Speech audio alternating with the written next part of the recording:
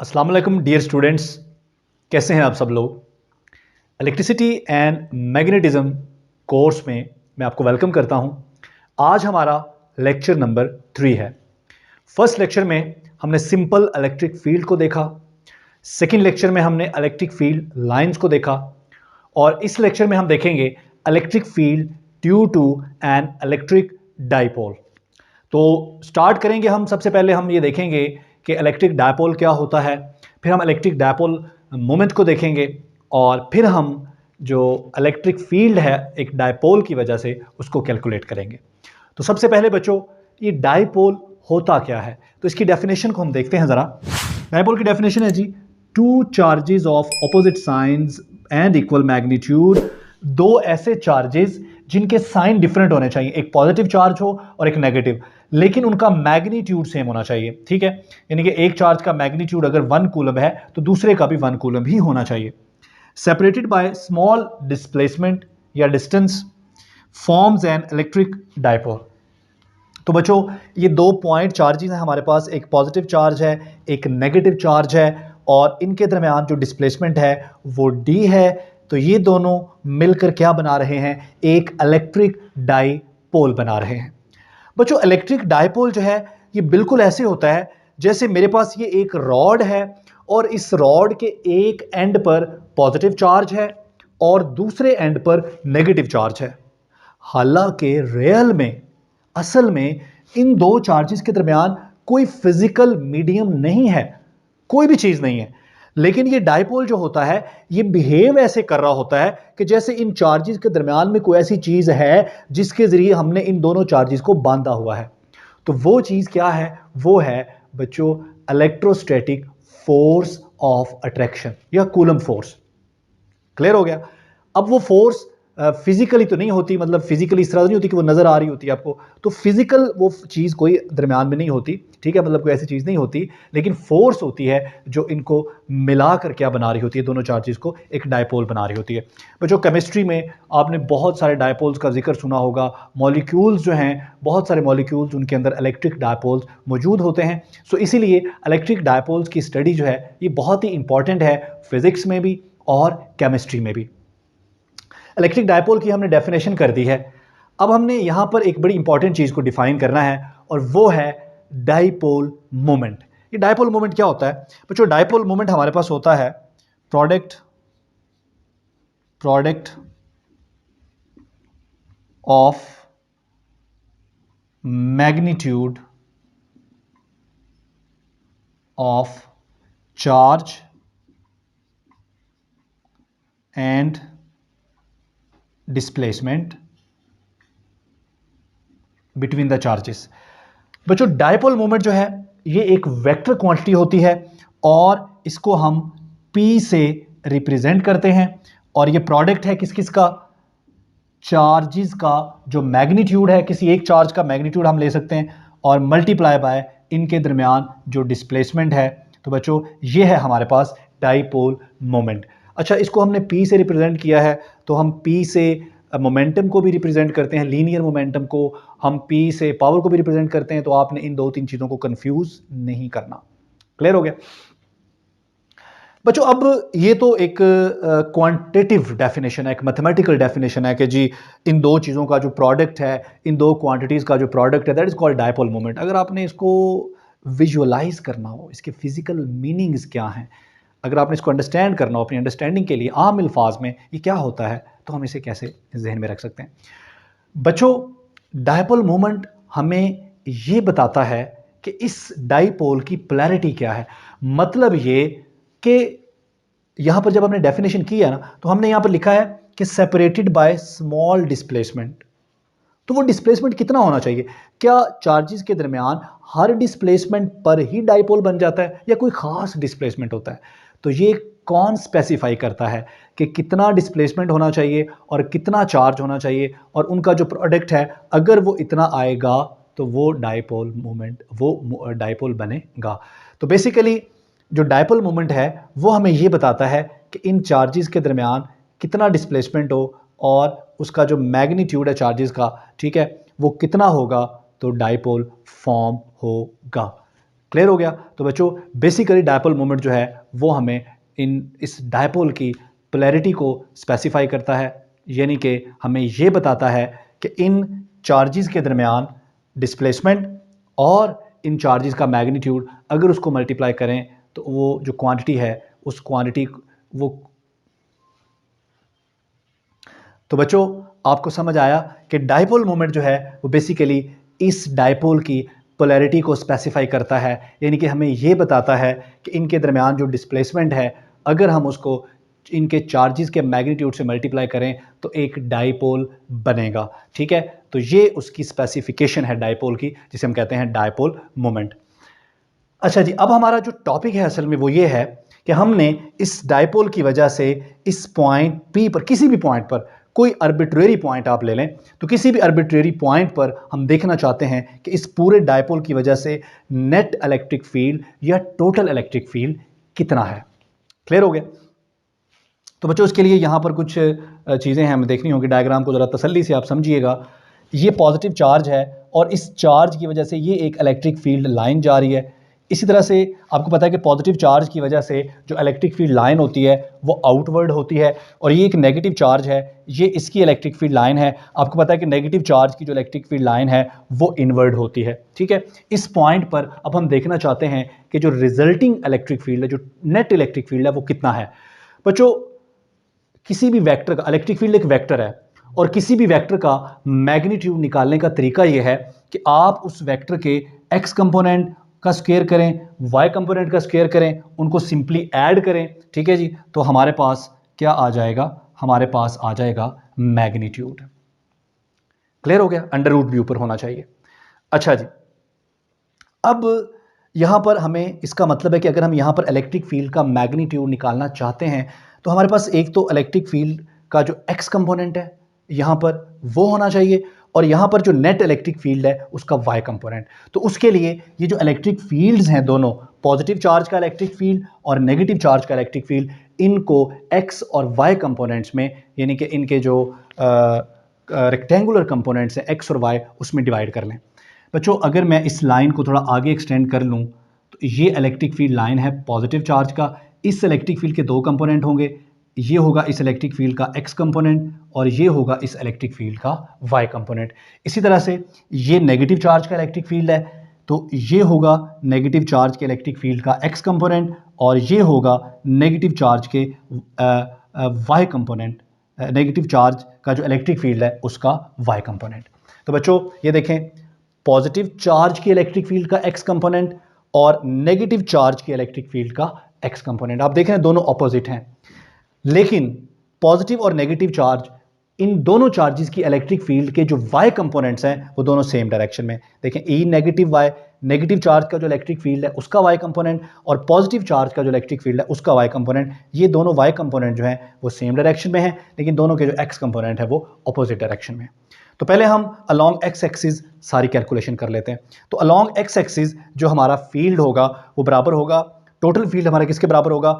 Positive charge की field का x component plus negative charge की फील्ड का एक्स कंपोनेंट। तो बच्चों आप देख रहे हैं कि दोनों चार्जेस का की जो फील्ड है उन फील्ड के जो एक्स कंपोनेंट है वो एक दूसरे के ऑपोजिट हैं। ठीक है, तो बच्चों अगर हम इसको पॉजिटिव कंसीडर कर लें तो ये नेगेटिव होगा, क्योंकि दो वेक्टर अगर ऑपोजिट डायरेक्शन में होते हैं तो एक अगर पॉजिटिव होता है तो दूसरा नेगेटिव होता है। तो बच्चों इसका मतलब है यहाँ पर इसके साथ नेगेटिव आ जाएगा, तो यहाँ पर जो प्लस था वो माइनस हो जाएगा। तो हमारे पास एक, चूंकि दोनों चार्जेस का मैग्नीट्यूड बराबर है इसलिए दोनों का जो इलेक्ट्रिक फील्ड है वो भी बराबर होगा। तो जितना इलेक्ट्रिक फील्ड पॉजिटिव चार्ज का है उतना ही नेगेटिव चार्ज का होगा, तो ये दोनों कैंसिल हो जाएंगे। तो बच्चों नेट इलेक्ट्रिक फील्ड जो हमने हमारा एक्स एक्सिस के अलॉन्ग है उसका मैग्नीट्यूड हमारे पास क्या आ गया? 0 आ गया। अभी हम चलते हैं अलॉन्ग वाई एक्सिस। अगर आप अलॉन्ग वाई एक्सिस देखें तो नेगेटिव चार्ज का इलेक्ट्रिक फील्ड और पॉजिटिव चार्ज का इलेक्ट्रिक फील्ड दोनों सेम डायरेक्शन में। अगर दोनों सेम डायरेक्शन में है तो फिर उनका मैग्नीट्यूड भी सेम है। तो अब दोनों चूंकि सेम डायरेक्शन में है इसलिए यहाँ पर ये कैंसिल नहीं होंगे बल्कि ऐड अप हो जाएंगे। तो बच्चों अच्छा यहाँ पर एक और चीज़ भी है, वो ये है कि चूंकि दोनों इलेक्ट्रिक फील्ड्स जो हैं वो डाउनवर्ड डायरेक्शन में हैं और हम एक कन्वेंशन ये भी इस्तेमाल करते होते हैं कि जो वेक्टर्स राइट वर्ड डायरेक्शन में होते हैं वो पॉजिटिव होते हैं, जो लेफ्ट वर्ड में होते हैं वो नेगेटिव होते हैं, जो अपवर्ड में होते हैं वो पॉजिटिव होते हैं, जो डाउनवर्ड में होते हैं वो नेगेटिव होते हैं। तो ये कन्वेंशन आपने खुद सेट करनी है। यहाँ पर आप इसको अगर मज़ीद कम्प्लेक्स ना बनाएं, आसानी के लिए आप ये समझ लें क्योंकि दोनों वेक्टर सेम ही डायरेक्शन में हैं इसलिए हम दोनों को पॉजिटिव ही रखते हैं, हमें दोनों को नेगेटिव रखने की ज़रूरत नहीं है। क्योंकि ये दोनों सेम डायरेक्शन में हैं इसलिए दोनों सिंपली ऐड हो जाएंगे। तो बच्चों ये दोनों ऐड हो जाएंगे और चूंकि पॉजिटिव चार्ज का फील्ड और नेगेटिव चार्ज का फील्ड बराबर हैं तो नेगेटिव चार्ज के फील्ड की जगह भी मैं ये पॉजिटिव चार्ज वाला फील्ड लिख सकता हूं क्योंकि दोनों क्या हैं, बराबर हैं। तो बच्चों ये हमारे पास सिंपली जमा हो जाएंगे तो ये बन जाएगा 2e पॉजिटिव y और इधर हमारे पास है टोटल फील्ड y एक्सिस में। बच्चों आपको पता है कि y कंपोनेंट की वजह से क्या आता है, साइन थीटा आता है। तो ये हमारे पास आ जाएगा 2e साइन ऑफ थीटा। इसको अब मैं मैग्नीट्यूड फॉर्म में लिख रहा हूं इसलिए ये वेक्टर मैंने ऊपर से ख़त्म कर दिया। तो बच्चों ये हमारे पास आ गया total electric field y axis में और ये आ गया total electric field x axis में। दोनों की वैल्यूज़ यहाँ पुट करेंगे तो हमारे पास जो नेट फील्ड है उसका मैग्नीट्यूड आ जाएगा। ठीक हो गया।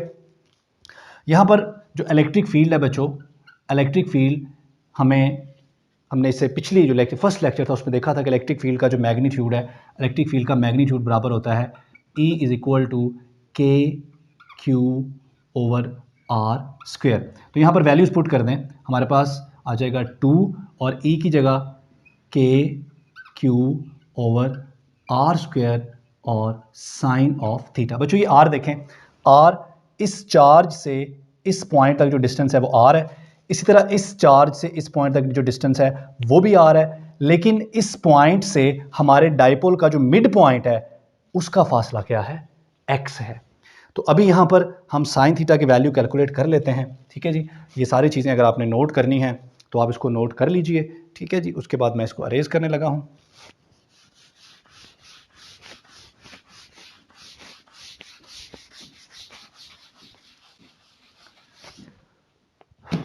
अच्छा बच्चों, साइन थीटा हम यहाँ से कैलकुलेट कर सकते हैं। किस तरह से कैलकुलेट कर सकते हैं, आप यहाँ पर कोई भी ट्रायंगल कंसिडर कर लें। लेट सपोज कि मैं ये ट्रायंगल कंसिडर कर लेता हूँ, यहाँ पर एंगल है थीटा। ठीक हो गया। तो बच्चों अगर ये टोटल डिस्टेंस d है तो ये हाफ कितना होगा, d/2। तो यहाँ पर इस ट्रायंगल पर अगर हम साइन थीटा अप्लाई करें सिंपली तो हमारे पास साइन थीटा होगा परपेंडिकुलर ओवर हाइपोटेन्यूज। ठीक है, तो परपेंडिकुलर हमारा क्या है बच्चों, d/2 है। ठीक है, और डिवाइडेड बाय हाइपोटेन्यूज जो है हमारे पास ये है और ये क्या है, r। तो इसको हम लिख सकते हैं d/2r। तो साइन थीटा जो है हमारे पास वो आ गया d/2r। वहाँ पर साइन थीटा की वैल्यू पुट कीजिए तो हमारे पास जो इलेक्ट्रिक फील्ड है along y axis, electric field along y axis, ये हमारे पास आ गया 2k क्यूब। ठीक है जी, ओवर आर स्क्वेयर। और साइन थीटा की जगह बच्चों क्या आएगा, d/2r। तो बच्चों यहाँ पर ये 2 से 2 कैंसिल हो जाएगा, ये हमारे पास आ जाएगा k Q d over r cube. ये हमारे पास आ गया electric field along y axis. अब ये देखें, ये फार्मूला आपके पास लिखा हुआ है, हमने electric field along x axis भी निकाल लिया, ये देखें electric field along y axis भी निकाल लिया, ये दोनों वैल्यूज़। ठीक है, इसे आप कह लें जी इक्वेशन 1 और इसे आप कह लें इक्वेशन 2 और इसे आप कह लें इक्वेशन a। इक्वेशन 1 और इक्वेशन 2 को दोनों को आप इक्वेशन a में पुट कर दीजिए तो हमारे पास जो इलेक्ट्रिक फील्ड है बच्चों, लेकिन यहाँ पर एक और स्पेसिफिकेशन हम कर सकते हैं। ये देखें Q और D, हमने स्टार्ट में डायपोल मोमेंट इंट्रोड्यूस करवाया था। डायपोल मोमेंट क्या होता है, P is equal to product of Q and D, charge का मैग्नीट्यूड और मल्टीप्लाई बाय उन चार्जेस के दरमियान जो डिस्प्लेसमेंट है उसका मैग्नीट्यूड हम यहाँ पे ले रहे हैं। ठीक है, वैसे तो ये वेक्टर क्वांटिटी है डायपोल मोमेंट। अच्छा जी, तो यहाँ पर जो QD है बच्चों, इसकी जगह हम लिख सकते हैं KP ओवर R क्यूब।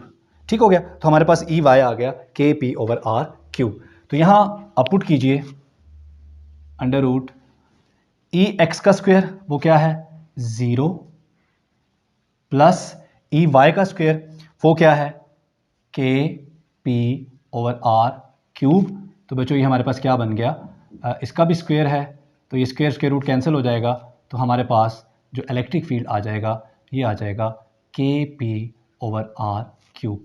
तो बच्चों ये हमारे पास है नेट इलेक्ट्रिक फील्ड या रिजल्टिंग इलेक्ट्रिक फील्ड इस पॉइंट के ऊपर इस डायपोल की वजह से। अब यहाँ पर हम थोड़ा सा काम और कर सकते हैं, वो ये कर सकते हैं कि इस आर को हम एक्स की टर्म्स में भी लिख सकते हैं। ठीक है जी, यहाँ पर वैसे टॉपिक कंप्लीट हो गया, लेकिन अगर आपने आगे भी समझना है तो आप समझ सकते हैं। तो अब हम क्या करते हैं, इस आर को हम एक्स की टर्म्स में लिख लेते हैं। उसके लिए हमें क्या करना होगा, हमें यहाँ से आर की वैल्यू निकालनी होगी। तो बच्चों इस ट्रायंगल में अगर पाइथागोरियन थ्योरम हम यूज़ करें तो उसके मुताबिक हाइपोटेनस का square is equal to base square, base हमारी क्या है x, और परपेंडिकुलर हमारा क्या है d/2 का स्क्वायर। तो बच्चों ये हमारे पास आ गया है आर स्क्वायर। अगर यहाँ से हमने सिंपल आर निकालना है तो हम दोनों तरफ अंडर रूट ले लेते हैं, तो ये हमारे पास आ जाएगा एक्स स्क्वायर प्लस d/2 का स्क्वायर और इसकी पावर 1/2। बच्चों आर की ये वैल्यू आप यहाँ पुट कर दीजिए, तो हमारे पास इलेक्ट्रिक फील्ड जो है वो क्या आ जाएगा, के पी ओवर आर क्यूब की जगह एक्स स्क्वायर प्लस d/2 का स्क्वायर और इसकी पावर, चूंकि इसकी पावर 3 है और इसकी 1/2 है, तो ये पावर क्या हो जाएगी 3/2। तो इसको फर्दर थोड़ा सा सिंप्लीफाई किया जा सकता है, तो इसको थोड़ा सा फर्दर हम सिंप्लीफाई कर लेते हैं जी। तो ये हमारे पास आ जाएगा जी, अगर मैं इस डिनोमिनेटर को ऊपर ला के लिख लूँ तो ये मेरे पास आ जाएगा एक्स स्क्वायर प्लस d/2 का स्क्वायर और इसकी पावर 3/2 है। अगर मैं इसको डिनोमिनेटर से ऊपर ला के लिख लूँ इसकी पावर हो जाएगी -3/2। अच्छा, यहाँ से एक और काम करते हैं, हम यहाँ से एक्स स्क्वायर कॉमन ले लेते हैं। तो एक्स स्क्वायर अगर हम यहाँ से कॉमन ले लेंगे तो ये हमारे पास बन जाएगा एक्स क्यूब, एक्स की पावर -3, कॉमन लिया तो यहाँ 1 बच गया, प्लस d/2 का स्क्वायर और डिवाइडेड बाय एक्स स्क्वायर और पावर -3/2। बच्चों अब इस क्वांटिटी को अगर हम बाइनोमियल एक्सपेंशन से एक्सपेंड कर लें तो हमारे पास ये बन जाएगा, ये एक्स क्यूब -3 तो ऐसे ही रहेगा, ये बन जाएगा 1 - n x और plus up to so on. आगे हमारे पास हायर टर्म्स हैं। अगर इन हायर टर्म्स को हम कैंसिल कर दें तो यहाँ हमारे पास क्या बचेगा, 1 बचेगा। तो हमारे पास आंसर क्या आ गया, x - 1 इंटू 1, तो ये बन गया x - 3। ठीक है जी। अब ये वैल्यू अगर आप यहाँ पुट कर दें इस जगह पर, तो हमारे पास जो इलेक्ट्रिक फील्ड का मॉडिफाइड रिलेशन है x की टर्म्स में, वो क्या बनेगा, के पी ओवर एक्स क्यूब। तो बच्चों ये है हमारे पास net resulting electric field due to an electric dipole किसी भी आर्बिट्रेरी पॉइंट के ऊपर। और यहाँ पर जो P है वो रिप्रेजेंट कर रहा है डायपोल मोमेंट को। डायपोल मोमेंट की जो डायरेक्शन होती है फिजिक्स में हम कन्वेंशनली ये डायरेक्शन लेते हैं नेगेटिव चार्ज से पॉजिटिव चार्ज की तरफ। और मैंने आपको बताया कि ये जो डायपोल मोमेंट है एक्चुअली ये आपको डायपोल की सिमेट्री और डायपोल की जो पोलैरिटी है उसके बारे में इंफॉर्मेशन देता है कि कितना डिस्प्लेसमेंट है और चार्ज की वैल्यू क्या है जिसके ऊपर ये डायपोल फॉर्म हुआ है। क्लियर हो गया। इसके साथ हमारा ये लेक्चर जो है कंप्लीट हो गया। अगर कोई क्वेश्चन आपके जहन में है तो आप यकीनन उसको कमेंट सेक्शन में पूछ सकते हैं। थैंक यू, अल्लाह हाफिज़।